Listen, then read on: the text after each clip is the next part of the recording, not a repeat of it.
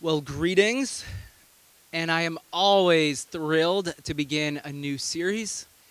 This one is on the book of Proverbs. We'll be in this series for the next 8 weeks. I'll be doing 7 teachings on it, and 1 week with our friend Sammy. And I can't wait to get into Proverbs. I've been thinking about Proverbs for a couple of months now. There was an idea that jumped out at me probably back in January, and I said, this would be fun to build a series around. So I've been thinking about Proverbs now for a few weeks, and I couldn't wait for this Sunday. You know what happens when you speak most weeks, and a couple times during the month or during the year, I like to take off 2 weeks in a row. Just keeps me fresh, make sure that you guys don't fall asleep throughout the sermons. But after a week, it comes to that second week, and when you're sitting here and you're the one who's normally speaking, you're like, oh my gosh, I wish I was up there speaking, which I always take as a good sign, because I know in the past when I've had nothing left in the tank, if I'd be the one speaking, I'd be like, I wish I wasn't speaking today and someone else was speaking. So the fact that I was here last week and couldn't wait for this week to begin is a really healthy sign, and I'm going to keep pursuing that because that's what gives life. And you know what? Proverbs is all about wisdom, and what is the promise of wisdom? Life. So that's what we're going to be talking about over the next 7-8 weeks here. How do we gain wisdom? Well, actually, I have a slide for that one, so I guess I'm a little ahead of myself here. What I want to do for the series of Proverbs is I want to look at some of the large overarching themes of Proverbs. I don't want to get into each of the different Proverbs because we'll be here probably for a couple of years. And what I want to do is I want to help you read the book of Proverbs. So what are some of the larger themes that Proverbs has sort of baked into it? And I want to help you understand what's going on so that you, in your own reading, can go through Proverbs and be like, oh, yeah, we talked about that. And that gives me a little more insight into what is going on in this book. So I have 2 goals. If you're taking notes here are the 2 goals for this series, and you can rate me on this 8 weeks from now. Number 1, I want to sell you on the importance of wisdom. Really simple. Chances are you might already be there. Or maybe you're here this morning, you're like, wisdom? I already have enough of that. Why would I possibly need more wisdom? Maybe you're here and you're like, wisdom? Nah, that's for those guys over there. I don't need any of that. Well, Proverbs has a word for you, if that's you. You're called a fool.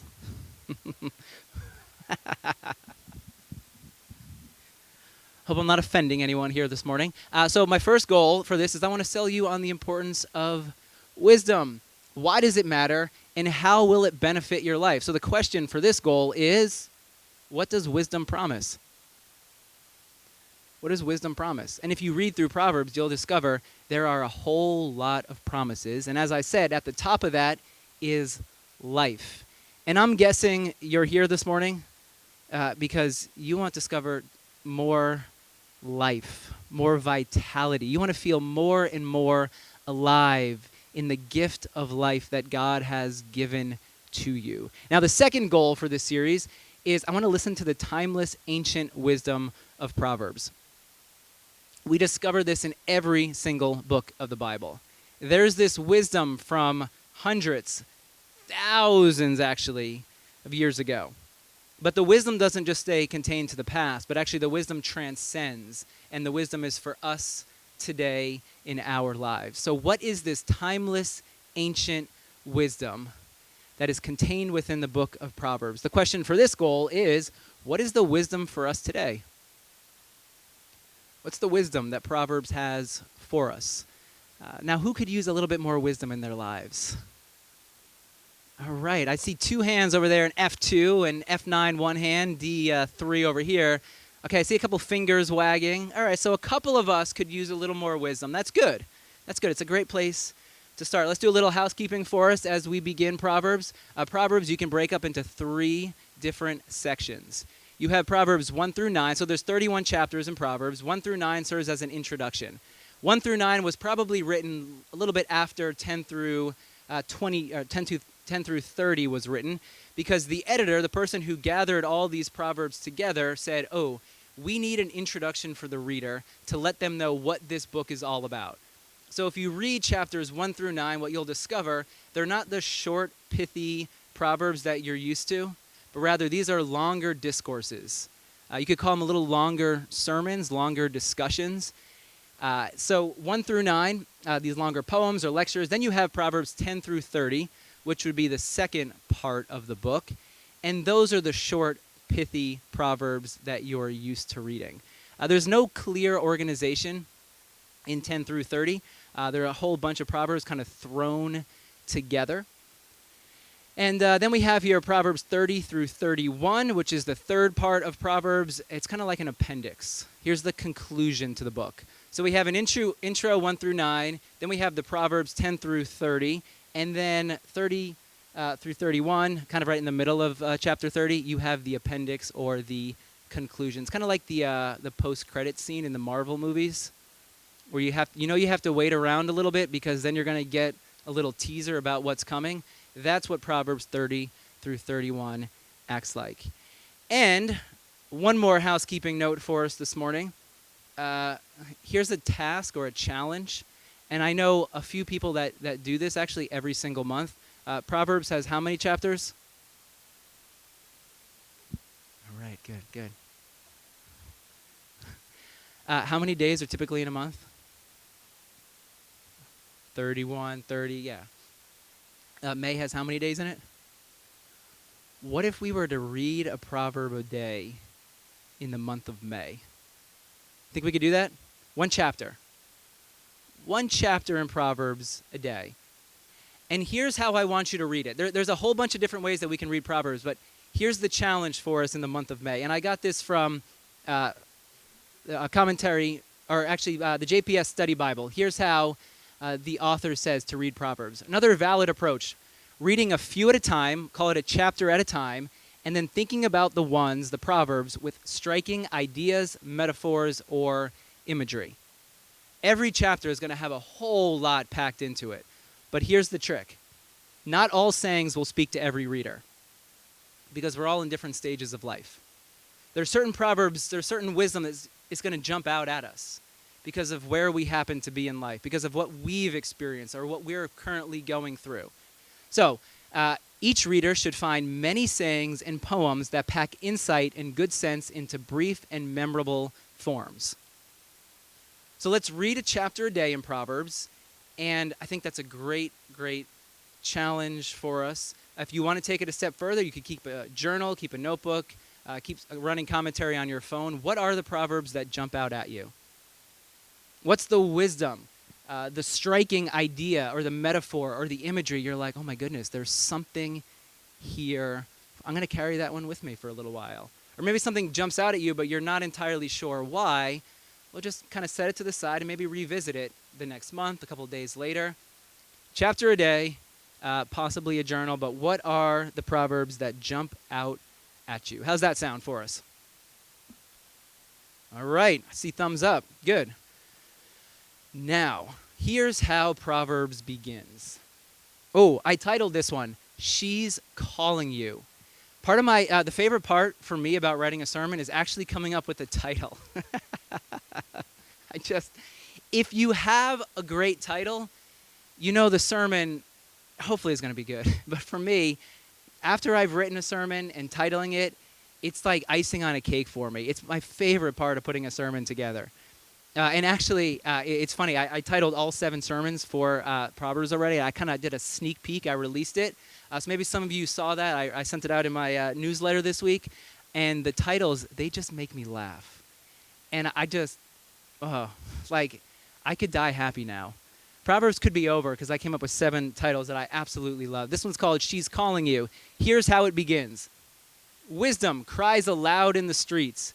In the plazas gives forth her voice.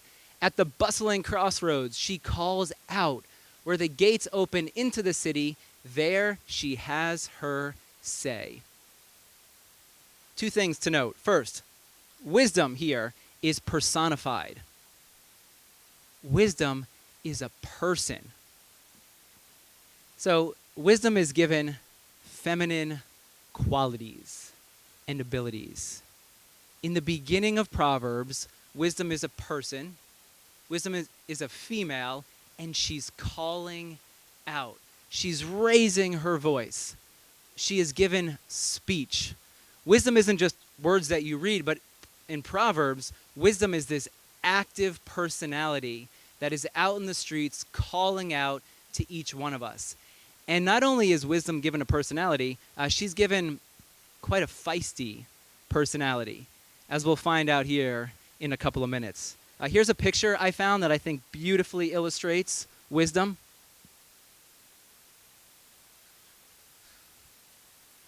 She's like a town crier, the town herald, as loud as she possibly can. Hey, here, I have something for you. Or maybe another image that works for us. This is what wisdom is saying to each one of us here.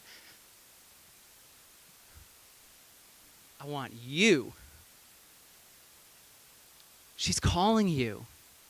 She is calling you right now in this moment. Wisdom is a woman.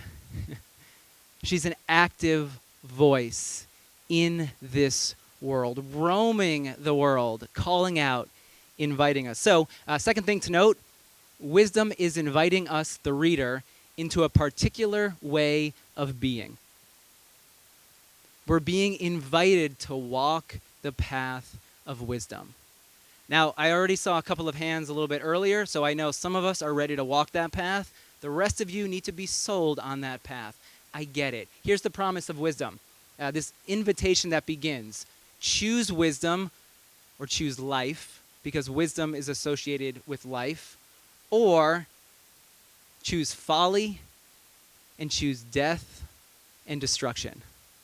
If you accept this invitation, another way we could say this for us, your mission, should you choose to accept it, this is how Proverbs opens up.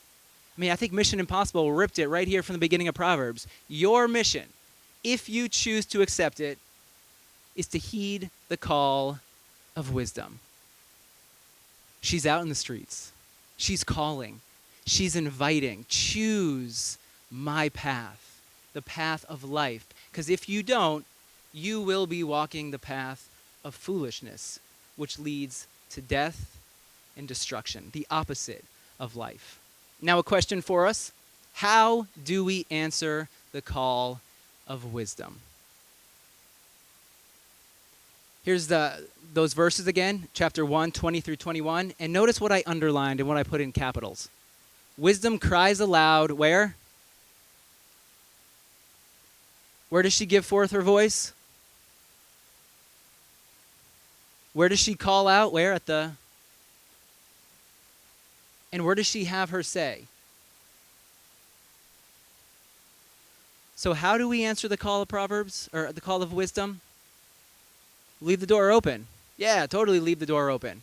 Of course. Because where is wisdom found? Where is she offering her invitation? In the streets. Any street you walk on, wisdom is there, calling. How about this street? Here's wisdom. Somewhere here, roaming the crowd, calling out, inviting. What about the plaza?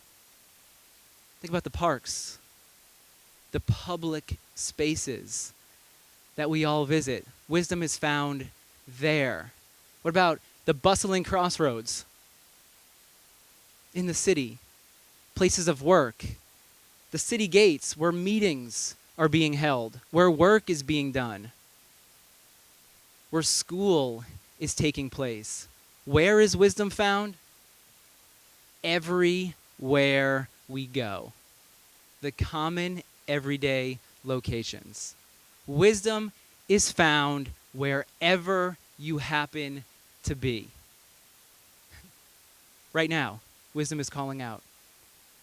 On your drive home, wisdom is inviting you to listen and pay attention. When you go to work tomorrow, when you're spending a few moments in silence by yourself, when you're laying down, going to bed, when you're hanging out with friends, with family, wherever you happen to be, there is wisdom. Think about that picture. Did I put it up again? Oh, no. Of the woman, the town herald calling out, inviting. Wisdom is present every single place your feet tread. Now, who is this wisdom for? The offer of wisdom is to the man in the street and for the business of living, not to an elite for the pursuit of scholarship. In other words, wisdom is for who? Everyone. Wisdom isn't necessarily found in a book. Sometimes we think, oh, they're really smart. They have a whole bunch of knowledge. You know what wisdom is? Wisdom isn't simply knowledge. It's not memorizing things. It's not holding the right answers in your head. Wisdom, we could call it applied knowledge. It's one thing to have the information in your head, but it's another thing to allow that information, the knowledge that you have, to transform your life. Wisdom is applying that which you have here in your head. And this wisdom is for every single person, regardless of age, religion, education, financial, or social position. There is one single criteria for wisdom. Anyone know what it is? Desire. Yeah. Oh, maybe there's two criteria. I like that. Yeah, I'm going to have to go and change it. There's two criteria. Thank you. I'm not sure your name, F6, but thank you.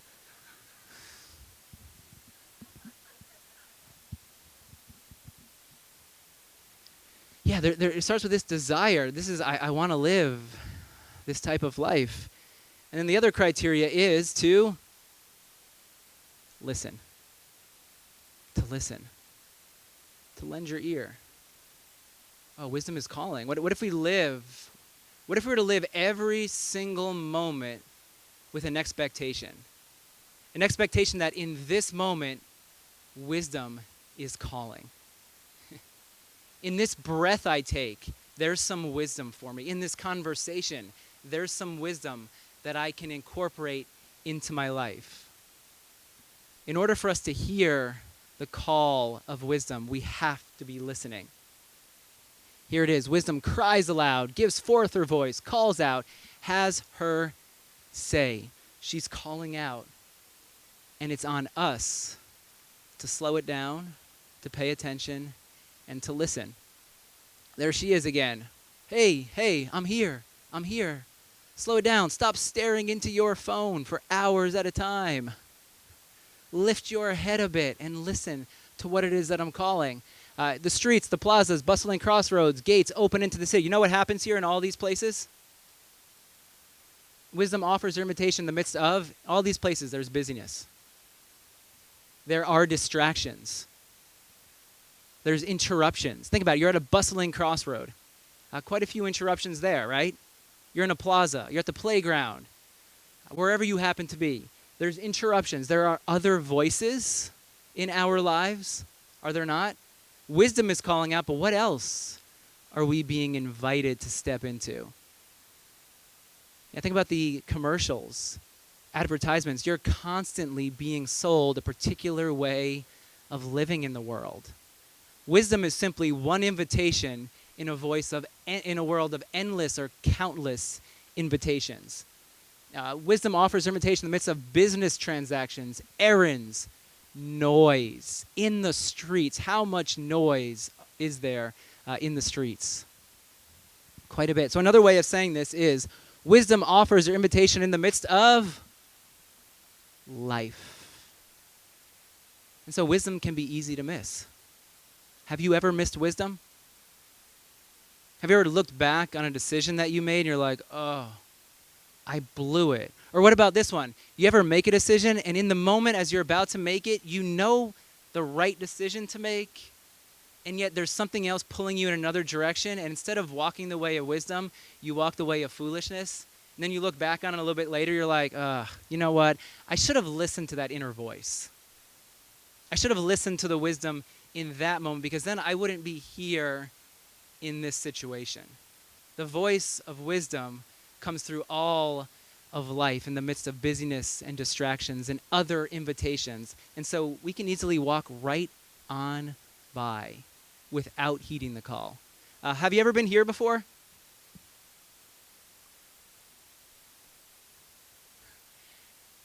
If you've grown up in New York, or if you've lived in New York for a certain period of time, you know, as a native New Yorker, this is not where you want to go. But if you must enter Times Square, if you're a native New Yorker, you're probably not looking up at all the signs.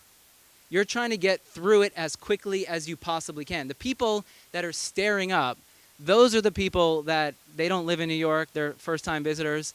There's an author, Ryan Holiday. He had a bestseller book called Ego is the Enemy. He said that when the book was released, he had a picture of the book put up here in Times Square. I think his publisher had somehow arranged it. So he thought it was the coolest thing ever. So he goes to Times Square in order to see his book right there displayed in lights.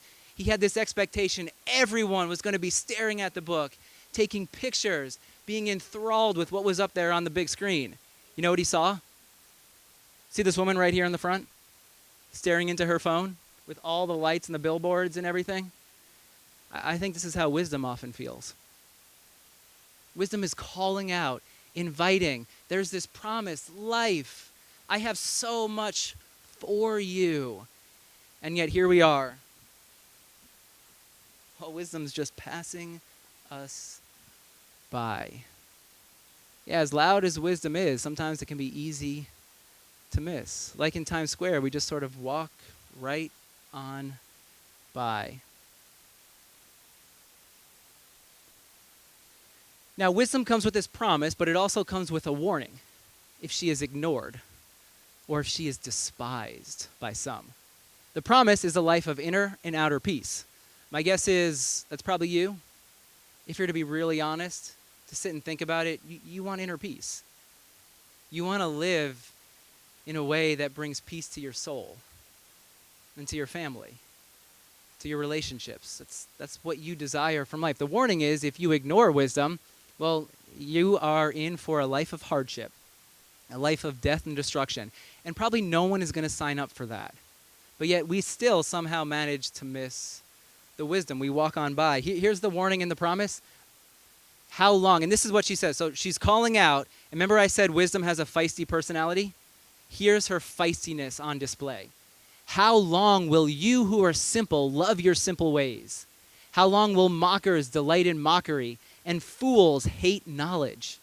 Repent at my rebuke. Then I will pour out my thoughts to you. I will make known to you my teachings. But since you refuse to listen when I call, and no one pays attention when I stretch out my hand. I mean, here's the beautiful thing about wisdom. Oh, do you remember that movie? What's the movie? Hitch. You know the 90-10 principle? Which is about how to know when to go in for a kiss or not. You want the one person to go in the 90, and then the other and then you go in the 10, right? So you want that 90. This is wisdom right here, offering 90% of that movement. We only have to go the 10. Here she is stretching out her hand, but no one pays attention. I'm going 90 here. I'm ready. I'm going in for that kiss, but no one else leans in. So if you refuse, since you disregard all my advice and do not accept my rebuke, I, in turn, will laugh when disaster strikes you. It's not a nice person. When disaster, I'm just going to laugh at you. It's like a bully. Wisdom's like a bully here. I will mock when calamity overtakes you. When calamity overtakes you like a storm, when disaster sweeps over you like a whirlwind, when distress and trouble overwhelm you. Then they will call to me, but I will not answer. They will look for me, but will not find me, since they hated knowledge and did not choose to fear the Lord. Since they would not accept my advice and spurn my rebuke, they will eat the fruit of their ways. Ooh, that is a line. Is that not? I mean, put that on a bumper sticker. You're going to eat the fruit of your ways. I'm going to tattoo that one here. Be filled with the fruit of their schemes. For the waywardness of the simple will kill them, and the complacency of fools will destroy them. But whoever listens to me will live in safety and be at ease. There's that inner peace. Without fear of harm. Wisdom comes and says, ignore me at your own peril. You know, you ignore me. This is where your life is heading. I come with a promise of life and vitality and peace. But if you ignore this, if you don't go in for that 10, well then your life, it's not going to end well. So how do we recognize the voice of wisdom? How do we know which path to go down? Because often we find ourselves at a fork in the road. We have a decision to make. Do I go down this path or do I go down this path? Which is the path of wisdom? So in order to answer the question, I have three-ish. You know how I do with three. I don't normally keep it at three. So I have three big questions and a couple little ones underneath it. So I figured I would just be honest right up front. Three-ish questions to ask yourself. Now, when I was writing this sermon, I said to myself, okay, what is the very practical advice for this sermon?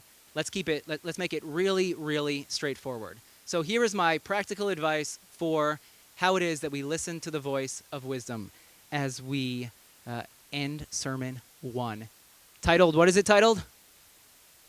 She's calling you. 1.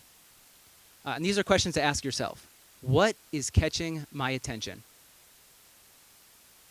Remember, wisdom is calling everywhere you go. So what's catching your attention? Where do you see yourself being pulled in like a magnet? See a magnet? You know how a magnet will just bring all of these nails right to it. Where do you feel yourself being pulled in? What is it that's catching your attention? I love this quote by Bruce Springsteen. I've used it before. You have your antenna out. You're just walking through the world and you're picking up these signals. So question 1A, what's the wisdom in this signal? So if there's something that's catching your attention, you want to ask yourself, okay, what's the wisdom here? What's the wisdom for me? And it often takes a little bit of time to sort of unpack that a little bit. So wherever you feel yourself being drawn in, what's catching your attention, you're going to ask, okay, what's the wisdom for me here in this moment? What's the invitation for me? Am I being invited to step into something, or am I being invited to step away from something? Because again, there's other invitations as well, and so we need to spend some time figuring out, is this an invitation for me? Is this wisdom? Or is the wisdom here that I actually need to ignore this voice because the voice of wisdom is calling me elsewhere? Here's a second question for us to ask. Is this behavior or attitude shaping me into the person I truly want to be? Think about the fruits of the Spirit. We did a sermon series on that a couple of months ago at this point. Love, joy, peace, patience, kindness, goodness, gentleness, self-control. Is this not the type of person that we all truly desire to be?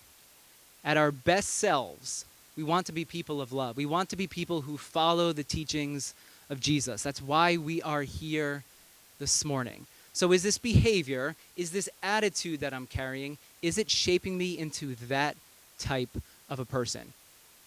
Or 2A, remember I said ish, is it filling me with the life and peace that wisdom promises?